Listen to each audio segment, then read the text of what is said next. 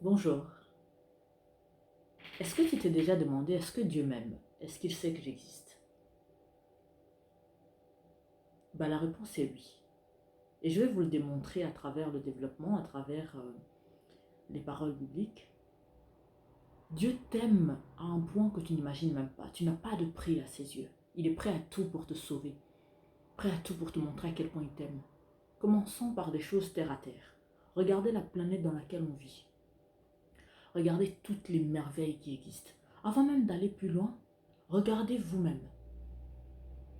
Si on prend un scanner, si on vous étudie de la tête aux pieds, mais vous allez être passionné. Le nombre des cheveux de ma tête, ma capacité de voir, la façon dont mes yeux sont ancrés dans leurs orbites, tous les nerfs qui sont reliés pour que mes yeux fonctionnent, la sensation du goût, la possibilité de sentir tous les parfums qui existent. Parler, parce que regardez, hein, même quand on se blesse un tout petit peu, on n'est pas bien, on est gêné. On prend souvent pour acquis notre façon de vivre, notre bonne santé, notre existence. Mais il suffit d'une petite chose pour que ça puisse nous rappeler à l'ordre que, oh là là. Donc en fait, on est vraiment très bien. Imagine quand tu as toujours été habitué à voir tous tes membres. Du jour au lendemain, tu as un choc au niveau de la main ou du pied et que tu n'arrives plus à très bien marcher. Là, tu te rends compte à quel point, oh mon Dieu, je prenais pour acquis ma manière d'être avant. Dieu nous aime à un point qu'on n'imagine même pas. Il a pris la peine de nous créer avec toutes les particularités que nous avons. Une personnalité qui est unique à chacun. Chaque être humain est unique dans son genre. Les empreintes que nous avons, il n'y a pas des êtres humains sur Terre qui en ont, enfin qui se ressemblent en fait. Chaque être humain a ses empreintes. Tu te rends compte? Dieu nous aime à un point qu'il a prouvé dans des choses qu'on ne fait même pas attention. Parce que si on part te scanner tout le corps pour voir comment ton cœur fonctionne, comment tes nerfs sont alignés, à quoi ça sert, vous imaginez que si on met bout à bout tous les nerfs de notre corps, ça fait 2 fois le tour du monde et 10 000 kilomètres, si je me souviens bien. Tout ça, quand quelqu'un ne t'aime pas, ne prend pas la peine de te créer avec autant de précision, autant de choses incroyables, autant de merveilles sur toi. Regarde quand tu as un grain de sable qui entre dans ton œil et que tu es perturbé, tu n'arrives plus à fonctionner correctement. Alors que quand tu as tous tes yeux qui fonctionnent, tu as tous tes membres qui fonctionnent, tu prends ça pour acquis. Tu es toujours habitué comme ça depuis que tu es né, tu es en bonne santé, tu vois bien, tu marches bien. Et le jour où tu es un peu peiné dans ta liberté, c'est là que tu te rends compte de l'importance d'avoir des yeux qui fonctionnent correctement. Même parfois quand on voit des personnes qui sont nées sans les membres de leur corps, c'est là qu'on dit « Oh mon Dieu, merci. Je suis vraiment privilégié d'être comme ça. » Ça ne veut pas dire que Dieu n'aime pas ces personnes-là, non, au contraire. Ici, c'est pour vous montrer à quel point Dieu nous aime d'un amour infini. Il l'a prouvé de 1001 manières. Regardez déjà dans la planète dans laquelle il nous a fait vivre. C'est une planète qui a tout ce qu'il faut pour que l'être humain puisse s'épanouir. Même si le système, les êtres humains remplis de cupidité, de méchanceté, font en sorte que la vie soit pénible pour les uns et pas forcément pour les autres, pour une petite élite. Vous savez qu'il y a 1%, d'après ce que j'ai entendu dans les reportages, de la population mondiale qui possède en fait les richesses que le reste de l'humanité dirige le monde, quoi. Vous vous rendez compte à quel point la cupidité peut devenir nocif pour l'être humain? Dieu nous a mis sur une planète où nous pouvons vivre dans l'abondance totale et absolue, où la pauvreté ne peut exister. Mais l'être humain en a décidé autrement, à cause de la cupidité, à cause de la soif du pouvoir. On est prêt à sacrifier les autres. Mais regardez comment Dieu nous prouve, à travers tout ce qu'il a mis sur cette terre, son amour infini. Vérifions ça au niveau de la parole. Donc sachez, gardez en tête que tu as un prix, mais infini, inégalable aux yeux de Dieu. Dieu t'aime d'un amour parfait. Tu as beaucoup de prix, tu as de la valeur à ses yeux. Je vous invite à lire Jean 3,16, 1 Corinthiens 7, verset 23, Tite, chapitre 2, verset 14, 1 Pierre, chapitre 1, verset 18 à 19. Donc, par contre, je veux vous lire Jean 3,16.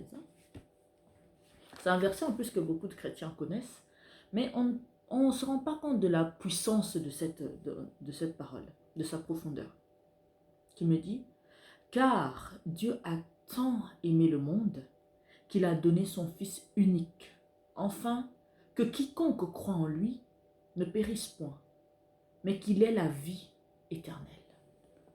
Là, on dit, Dieu a tant aimé le monde. Imagine ce que tu aimes tant. Il y a des choses que vous aimez tellement que vous êtes prêt à vous sacrifier pour ça.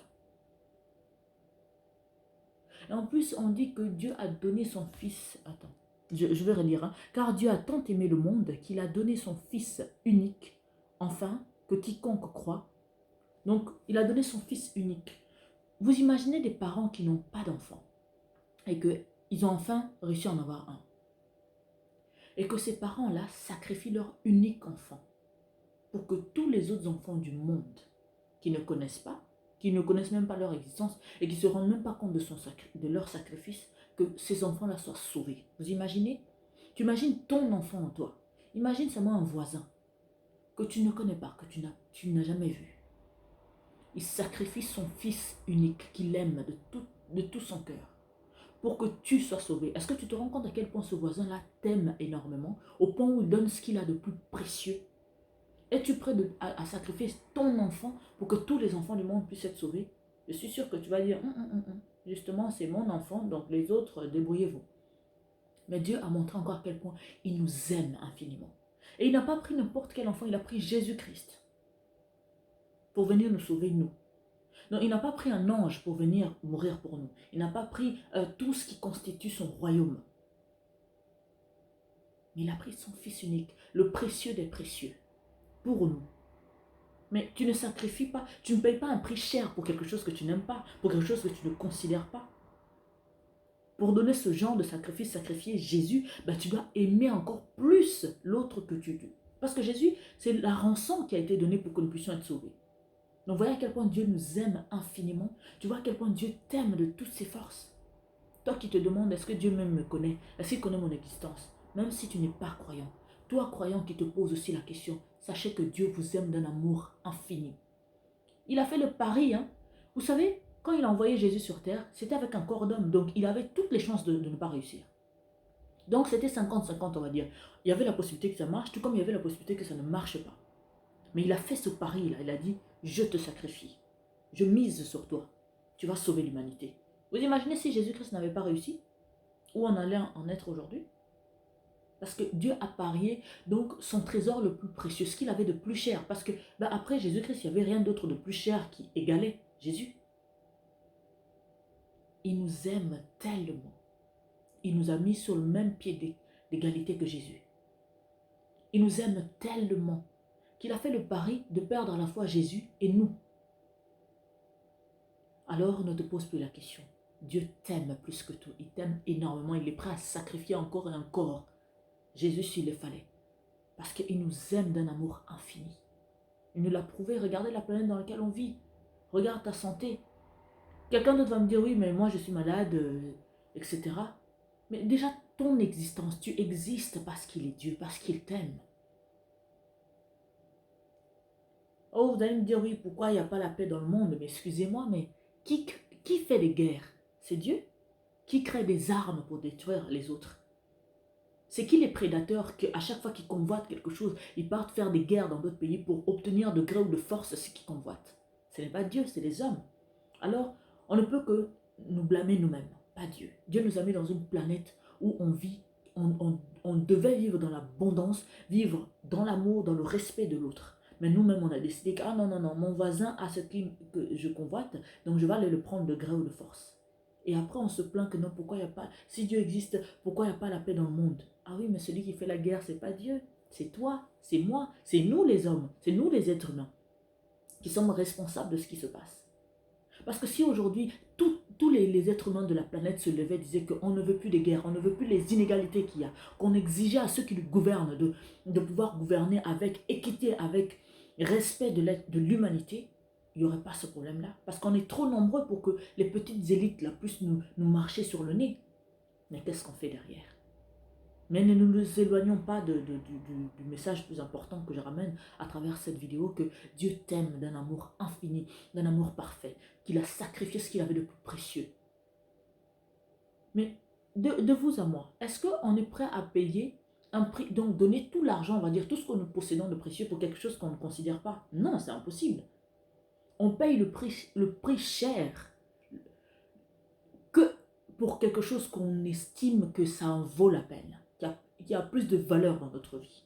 Gardez ça en tête. Que Dieu vous bénisse infiniment. C'était l'apôtre Harmonie. Vous nous retrouverez sur Centre de Gloire Emmanuel en allant sur YouTube et nos pages Facebook. Donc vous allez sur apôtre Olivier Cambola Olivier, apôtre Olivier Cambola officiel et apôtre Harmonie.